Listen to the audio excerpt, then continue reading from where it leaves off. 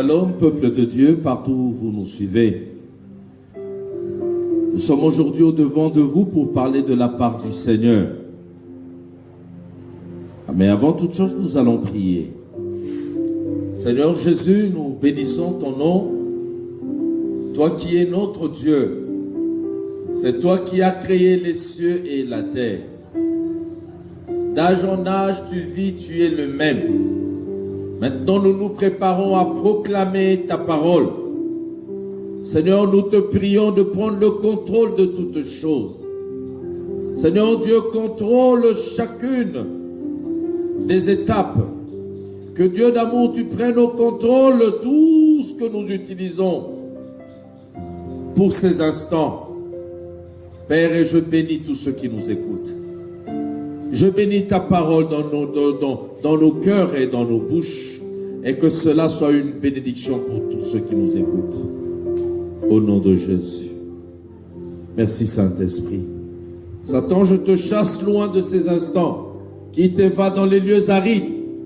Je marche sur toute ta puissance, tout ton programme que tu as mis en œuvre contre ces instants. Je détruis cela au nom de Jésus. Qui te va loin de ce moment, de cette parole, de ceux qui l'écoutent, au nom de Jésus. Que la parole du Seigneur fasse son œuvre dans les cœurs, au nom de Jésus. Amen. Amen, amen. Merci Seigneur pour ce moment. Le thème de notre intervention d'aujourd'hui, c'est la parole de Dieu ne rate jamais sa cible. Nous reprenons le thème. La parole de Dieu ne rate jamais sa cible. Les swahiliphones disent Shabbat. Notre Dieu est un Shabbat parfait. Quand il prend une pierre pour cibler un fruit, il ne le rate jamais. Nous les hommes, il arrive que nous tapons à côté, mais pas avec sa parole. Sa parole frappe net. Voilà, c'est de cela que nous allons parler aujourd'hui. Pour ce faire, nous prendrons comme texte premièrement Ésaïe 55, du verset 10 au verset 11e. Je reprends Ésaïe 55, versets 10 et 11. La Bible nous dit ceci. Comme la pluie et la neige descendent des cieux et n'y retournent pas sans avoir arrosé, fécondé la terre et fait germer les plantes, sans avoir donné de la semence au semeur et du pain à celui qui mange. Ainsi en est-il de ma parole qui sort de ma bouche. Elle ne retourne point à moi sans effet, sans avoir exécuté ma volonté et accompli mes desseins. Bien-aimés, cette parole, c'est la parole de Dieu. Aujourd'hui, je m'adresse à toi qui as tenu longtemps à l'église, mais tu n'as pas encore eu ce que tu demandes au Seigneur. Maintenant, tu doutes de lui. Tu te poses des questions. Bien-aimé, tu as même tenté de te donner la mort. Tu es allé même visiter. Tu es allé écouter ceux qui pratiquent les fétiches, la magie. Je t'annonce aujourd'hui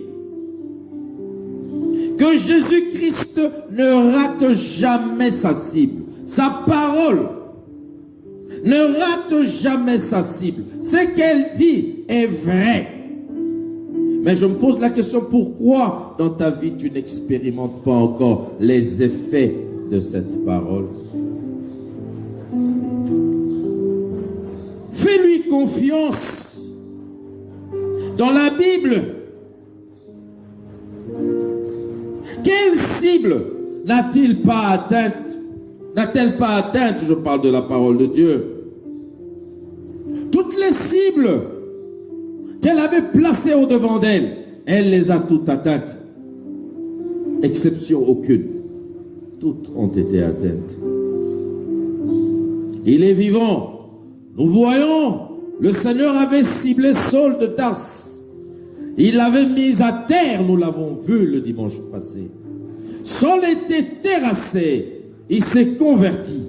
Il est devenu, lui le persécuteur, était devenu serviteur. Quand il avait ciblé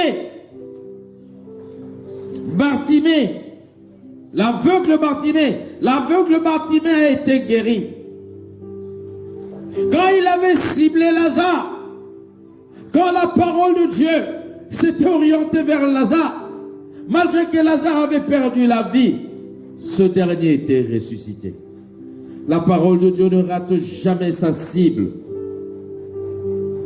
Ce n'est pas ton cas qui peut dépasser la parole de Dieu, nullement, bien-aimé. Mais j'aimerais te dire, dans le texte que nous avons lu tout à l'heure, Dieu dit que sa parole ne retourne à lui, ne retourne pas à lui sans avoir accompli des effets. Sa parole est vraie. Elle exécute la volonté de Dieu. Elle accomplit ses desseins. Mais pourquoi cela ne s'accomplit pas dans ta vie? Jésus t'aime. Aujourd'hui, nous tournerons autour de ce point que nous allons citer après ici pour justifier notre thème. La parole de Dieu ne rate jamais sa cible. Notre premier point, elle exécute la volonté de Dieu. Et notre deuxième point, elle accomplit les desseins de l'Éternel. Pour parler de notre premier point, la parole de Dieu exécute la volonté de Dieu. En parlant de l'exécution, c'est-à-dire, elle le fait, tout ce qui doit être fait pour que la volonté de Dieu puisse arriver. Elle prend toutes les dispositions pour que le rendez-vous ne soit pas manqué, pour que le but puisse être atteint, que rien ne manque. La volonté de Dieu, c'est quoi? Parce que Dieu exécute, la parole de Dieu exécute sa volonté. La volonté de Dieu, c'est laquelle pour ta vie? C'est que tu sois guéri, c'est que tu prospères, c'est que tu sois béni, que tu sois délivré. Voilà la volonté de Dieu dans ta vie et pour ta vie. Mais pour cela, la parole de Dieu, c'est elle qui met tout pour que ces choses-là arrivent dans ta vie. C'est la parole de Dieu qui te prépare à cela. Et si toi tu es un enfant docile, tu ne passeras pas outre. Tu ne passeras pas outre. Tu dois seulement demeurer dans cette parole. Je prendrai l'illustration d'une graine que l'on met en terre. Cette graine, si elle reste en place, elle subira toutes les eaux de tous les arrosages du jardinier, de celui qui l'a mise en terre. Elle va bénéficier de l'eau du matin, du soir, matin, soir, jusqu'à ce que la terre va la féconder, jusqu'à ce qu'elle va germer, jusqu'à ce qu'elle poussera et produira des fruits. Si par mégarde, une circonstance venait à déplacer cette semence, un vent, par exemple, ou un glissement de terre, qui sont des circonstances que nous-mêmes nous causons quelquefois. Si une circonstance pareille arrive, la déplace du lieu où le propriétaire, le jardinier l'avait plantée, cette graine ne recevra plus l'eau. Cette terre ne sera plus féconde. Ça ne sera pas possible que cette graine germe. Et elle ne poussera pas. Elle ne pourra pas produire du fruit. Jésus est bon. La volonté de Dieu est de te sauver, de te guérir, de ressusciter, de délivrer. Mais qu'est-ce que toi tu fais? Est-ce que tu fais sa volonté? Sa parole? Est-ce que tu la lis? La mets-tu en pratique? Obéis-tu à la parole de Dieu? Parce que c'est elle qui met tout l'arsenal nécessaire en place pour l'exécution de la volonté, pour que la volonté de Dieu dans ta vie arrive. C'est en demeurant en elle, c'est en demeurant dans sa parole que tu verras ton miracle, que tu vivras ton secours. Si tu t'écartes, comme cette graine-là, qui suite au vent ou au glissement de terrain, se laisse aller, tu iras outre. La monde t'attire, le monde t'attire, les femmes, les hommes, l'argent. Oui, ce sont des glissements de terrain, ce sont des vents impétueux qui viennent t'écarter de la volonté de Dieu. C'est ce qui arrive, que lorsque la pluie vient, elle ne te trouve pas où Dieu t'avait placé. Dieu veut que tu sois dans sa parole. C'est alors que, lorsque Dieu t'envoie le corbeau arrive où Dieu te voulait, il ne te trouvera pas. Quand Dieu étend sa droite pour t'atteindre, tu n'es pas là où Dieu t'avait placé, là où Dieu te voulait. Et voilà pourquoi ça traîne. Alléluia. C'est que je te demande, reviens dans sa volonté. Parce que sa parole, c'est sa volonté. Sa parole, c'est elle qui va te conduire à bon port. Les échecs t'ont blessé, oui. Mais je te dis de revenir à la parole du Seigneur. Reviens à la volonté du Père. La place où Dieu t'a placé, où Dieu te veut, c'est dans sa parole. Choisis la bonne part, reviens dans la parole du Seigneur. Notre deuxième point, la parole de Dieu accomplit les desseins de Dieu. Bien-aimé, accomplir, c'est emmener à l'achèvement. Oui, c'est elle qui exécute. Là, c'est le parcours, le chemin. C'est elle qui connaît ce chemin-là. Mais c'est aussi elle qui exécute, qui accomplit, donc qui emmène à l'achèvement, au plan de Dieu, à la cible de Dieu. Dieu sait ce qu'il a prévu pour toi. C'est sa parole. Quand tu vas y rester, quand tu vas y demeurer, qu'elle t'emmènera jusqu'à l'achèvement de la volonté, de l'accomplissement de la volonté de Dieu. La parole de Dieu accomplit les desseins de Dieu. La parole de Dieu travaille pour que le plan de Dieu se réalise jusqu'à la fin. Pour ton mariage, je prendrai un exemple. Dieu t'a donné un fiancé. Dieu t'a donné une fiancée. Au lieu de rester dans la parole de Dieu, toi tu vas outre. Tu commences à toucher à ce qu'il ne faut pas toucher avant le temps. Oui, Dieu t'a donné un emploi.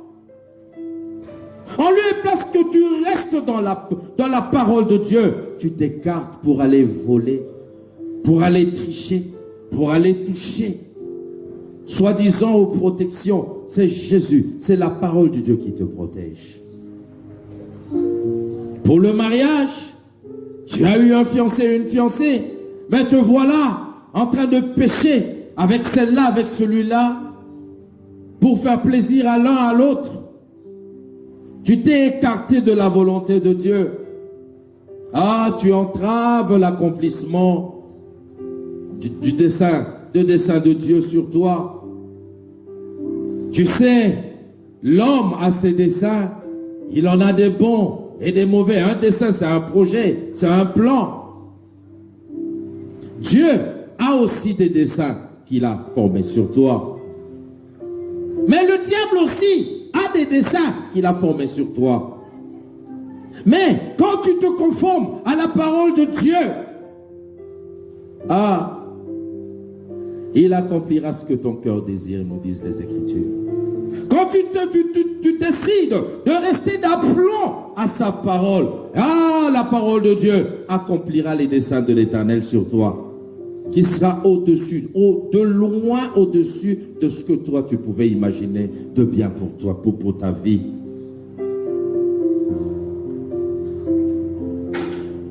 Ne pêche pas avant d'avoir reçu la bénédiction de Dieu. Ne vole pas au travail. Car si tu pêches, si tu voles, tu rates, tu tombes. Alléluia. Alléluia. Pour conclure, bien-aimé, j'aimerais t'appeler, à toi qui m'écoutes, tu te plains, tu pleures, tu t'agites, mais j'aimerais te dire que c'est vrai que la parole de Dieu ne rate jamais sa cible. Il y a tout un arsenal d'anges, il y a le Saint-Esprit qui travaille pour l'accomplissement de la volonté de Dieu dans ta vie. La volonté de Dieu est que toi tu sois béni, que toi tu prospères. Mais il veut que toi tu reviennes dans sa parole. Alléluia. Que tu reviennes dans ce que lui t'a dit, dans ce que lui veut. Que tu marches dans sa crainte, que tu lises sa parole, que tu la médites jour et nuit, que tu la mettes en pratique. C'est ainsi que tu demeureras sous ses pieds. Et quand la bénédiction viendra, elle te trouvera là. Parce que sa parole veille à l'exécution et à l'accomplissement de ses desseins. Que Dieu nous bénisse. Nous allons prier. Seigneur notre Dieu, merci pour ce qu'a été ces moments. Père, ma prière est que tu bénisses celui qui nous a suivis maintenant. Que tu accordes miséricorde et succès à tous. Que Dieu, tu remettes à l'ordre celui-là qui s'était écarté de ta parole. Accorde-lui la grâce de revenir dans ta parole, dans ta volonté. Car toi, tu accomplis tes promesses toujours. Les Écritures nous disent que ta renommée s'est accrue à cause de l'accomplissement de tes promesses. C'est que toi, tu dis dans ta parole, c'est vrai. Oui, laisse-nous et ceux qui nous ont écoutés revenir demeurer dans ta parole. Et Seigneur Dieu, toi, tu veilles par ta parole à exécuter et à accomplir tes desseins. Au nom de Jésus, nous avons prié. Amen.